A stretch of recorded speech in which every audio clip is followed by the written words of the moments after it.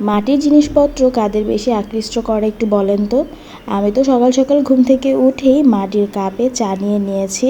চাটা খেতে বেশ ভালো লেগেছে, অন্যরকম একটা মজা লাগে মনে হয়। আর আগে মাটির জিনিসপত্র দেখলে মনে হতো কি খাবো যদি মাটি মাটি লাগে, এরকম একটা ফিল থাকতো। বাট পরে তো বুঝেছি যে না, এরকম কিছু না। দুপুরের খাবারও রেডি করে ফেলেছি, মাছ ভুনা, ভেন্ডি ভাজি আর আমার পছন্দের তরকারি ধুন্দুল আলু দিয়ে চিংড়ি। গরমে কিন্তু এই তরকারিগুলোই বেশ ভালো লাগে। তারপর বারান্দা থেকে সব কাপড় নামিয়ে কাপড়গুলো এক এক করে ভাঁজ করে নিলাম। এদিক থেকে জান্নাতের বাবা মুরগি আনলো, ভাবলাম আন্টিকে দিয়ে মুরগি কাটিয়ে নিব। আর এনেছে এই যে থানকুনি পাতার তোড়াটা। আমি তো ফার্স্টে দরজা খুলে যখন দিল ভাবলাম কত সুন্দর ফুলের তোড়া এনেছে, বাট হাতে নিয়ে দেখলাম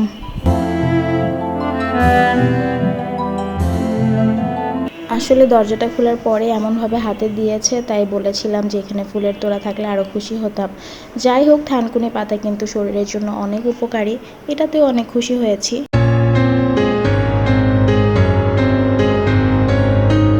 যেহেতু বিগত কয়েকদিন ধরে আমার শরীরটা বেশ খারাপ, তাই আন্টি, আমার বোন, আম্মু, আমার খালাতো বোন সবাই কিন্তু চলে এসেছে আমার বাসায় আমাকে দেখার জন্য।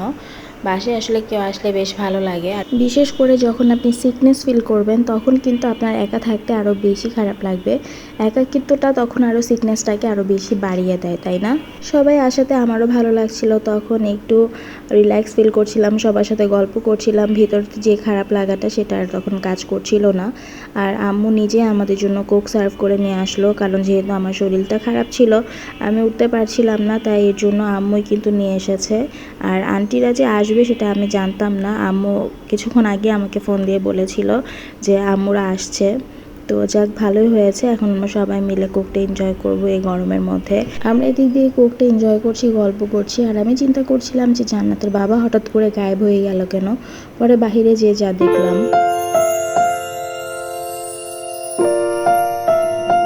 কিচেনে যেয়ে দেখলাম যে সে নিজে নাস্তা টাস্তা সব রেডি করে দিচ্ছে আম্মুদের জন্য। বাইরে থেকে কিছু খাবার এনেছিল, সেগুলো আর কি প্লেটে সার্ভ করছে এবং সেই সাথে একটু পেঁয়াজ এগুলো কেটে দিচ্ছে সালাদের জন্য।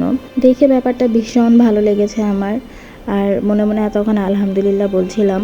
আর এই তো চিলার পাটিগুলো এখানে আমার রুমের অবস্থা একদম 12টা না 13টা বাজিয়ে দিয়েছে। এখানে এদিকে এই খেলনা, ওদিকে ওই খেলনা, মানে কি যে একটা অবস্থা। তারপর জান্নাতকে আমি বলছিলাম যে আমি কিন্তু এগুলো কিচ্ছু গোছাতে পারবো না, এগুলো কিন্তু তোমাদেরই গুছিয়ে রাখতে হবে। সো সেটা বুঝিয়ে তোমাদেরকে খেলাধুলা করতে হবে। আর এদিক দিয়ে তো নাস্তাও রেডি হয়ে গেছে, বাহির থেকে সিঙ্গারা নিয়ে এসেছিল, তার সাথে সালাদ আছে। তো সবাই মিলে এখন সন্ধ্যার নাস্তাটা এনজয় করছিল। আর সিঙ্গারা তো আমরা মেয়েরা সবাই খুব পছন্দ করি, মেয়েরা না আসলে আমরা সবাই কিন্তু সিঙ্গারা সমোসাটা আমাদের সবার অনেক বেশি ফেভারিট থাকে। আমরা সবাই কিন্তু এই জিনিসটা বেশ পছন্দ করি। তার সাথে যদি আবার কাঁচা মরিচ পেঁয়াজ থাকে তাহলে তো কোনো কথাই নেই। তো আমরা তো এই দিক দিয়ে আমাদের নাস্তাটা এনজয় করছিলাম, মানে আমরা সবাই। আর ওদিক দিয়ে চিল্লার পার্টিগুলোকে আমি এখন জিজ্ঞেস করতে যাব যে ওরা কি খাবে, কারণ আমি জানি যে ওরা তো এগুলো খাবে না। সো ওদেরকে জিজ্ঞেস করে আসি যে ওরা কি খেতে চায়, ওদেরকে ওভাবে করেই নাস্তাটা দিই।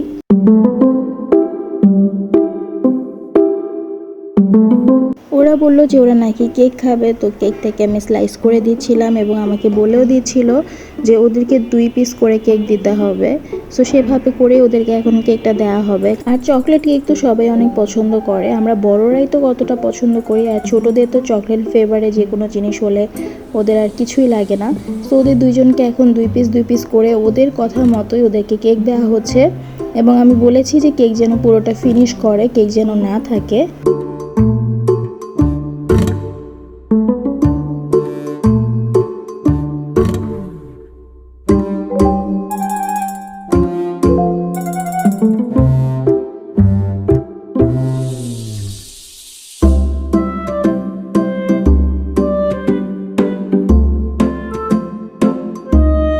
কেক খেয়ে ওদের এক্সপ্রেশনটা জাস্ট আপনারা দেখেন।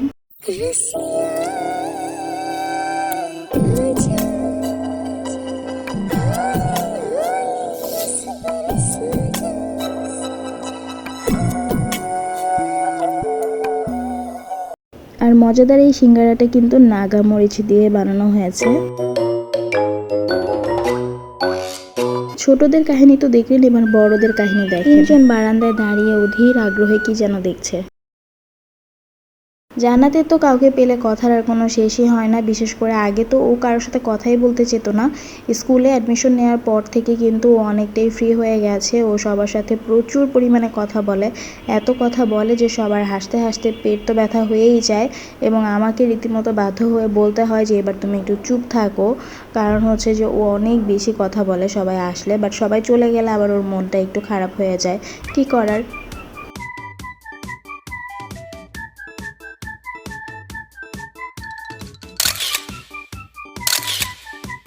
আর এই তো দেখুন আমার অবস্থা, সিকনেসের কারণে চোখ একদম গর্তে চলে গেছে, মনে হচ্ছে যে হসপিটাল থেকে মাত্র বাসায় আসলাম। নাস্তা তো কমপ্লিট, তাই চলে গেলাম সবার জন্য গরম গরম চা বানিয়ে নিয়ে আসতে।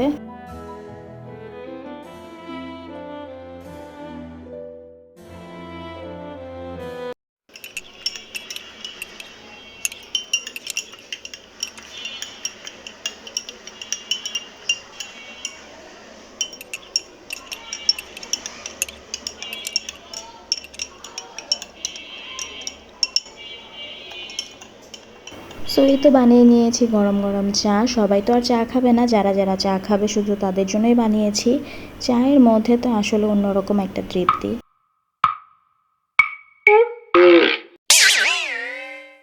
চা আর আড্ডা তো চলছে, তার সাথে চলছে অনেক কথা।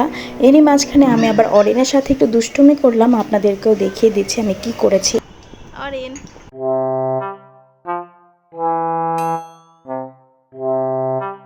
মাঝখানে যে আমরা কাজিনরা মিলে আম্মুর বাসায় থাকতে গিয়েছিলাম, তো ওই সময়টার কথাই সবাই আমরা বলছিলাম আর হাসাহাসি করছিলাম। যারা ওই ভিডিওটা দেখেননি, ওই ভিডিওটা যেয়ে কিন্তু অবশ্যই দেখে আসবেন। ওই ভিডিওতে কিন্তু অনেক মজা ছিল। আর আমার বোনের সাথেও আমি একটু মজা করেছিলাম, তো ওই ব্যাপারটা নিয়ে ও বলছিল যে ওই ব্যাপারটা পরে ও দেখে ও নাকি অনেক হেসেছিল। তো সবাই আসলে ওই ব্যাপারটা দেখে আসলে অনেক মজা পেয়েছে এবং আম্মুর যে খালামণি সেও খুব মজা পেয়েছে, তো এটাই বলছিল। সবাইকে জিজ্ঞেস করলাম আইসক্রিম খাবে কিনা। আইসক্রিমে তো আসলে কারো না নেই, তাই না? তো ভাবলাম যে তাহলে সবাইকে একটু আইসক্রিম সার্ভ করি, তো এই জন্য আইসক্রিমটাও বের করে নিলাম। আর আইসক্রিম তো বাচ্চারা খুবই পছন্দ করে খেতে, ওরা তো একদম খুশি হয়ে গেছে আইসক্রিমের কথা শুনেই।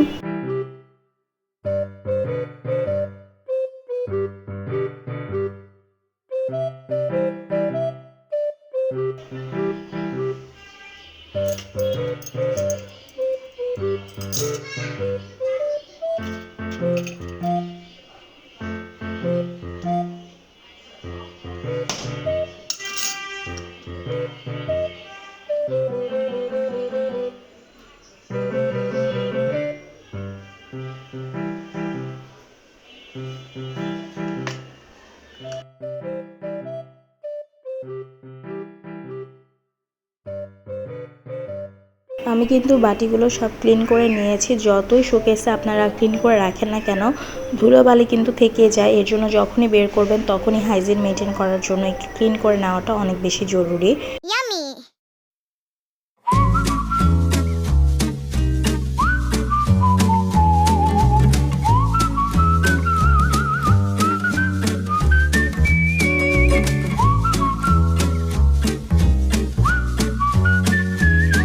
আইসক্রিমের মধ্যে এরকম টুটি ফ্রুটি কার কার পছন্দ? আমার তো একদমই পছন্দ না, জান বাচ্চাও একদমই খেতে চায় না। ওকে যখনই আইসক্রিম দেই টুটি ফ্রুটি থাকলে ওটা আবার আমাকে বেছে বেছে তারপর ওকে দিতে হয়, এমন একটা ঝামেলা। বাট অনেকেই আছে যারা পছন্দ করে, কিন্তু আমার কাছে কিন্তু একদমই ভালো লাগে না। সো আমি সবাইকে এখন আইসক্রিমটা দিয়ে দিই, সবাই মজা করে আইসক্রিমটা খেয়ে নিক।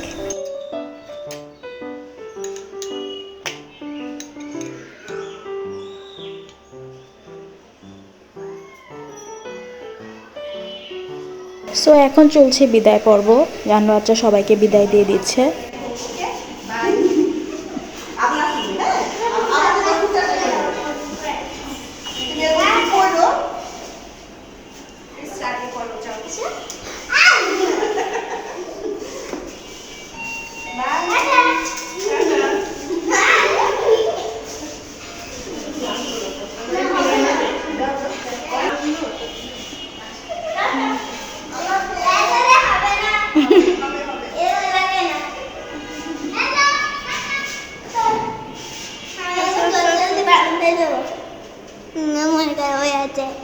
হ্যাঁ, মন খারাপ হয়ে গেছে।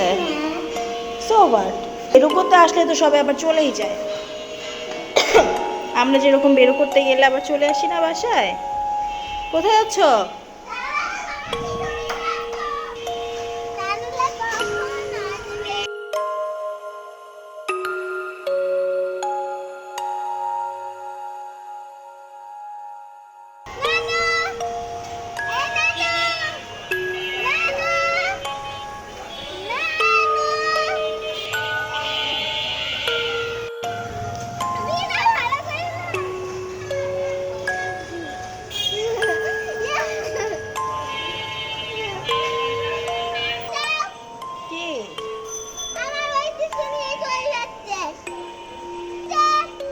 তোমার ওয়েট টিস্যু না, ওইটা ওইটা খালু হইতেছে। আমি খালামুখে দিয়ে গেছিলাম। দাদা ওই টিস্যু আলা।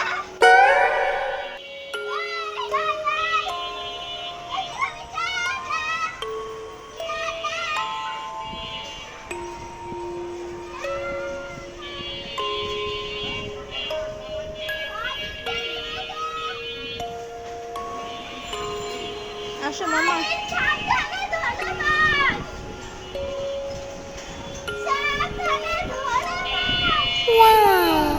অরিনের বসার অবস্থা দেখে আমরা হাসতে হাসতে শেষ।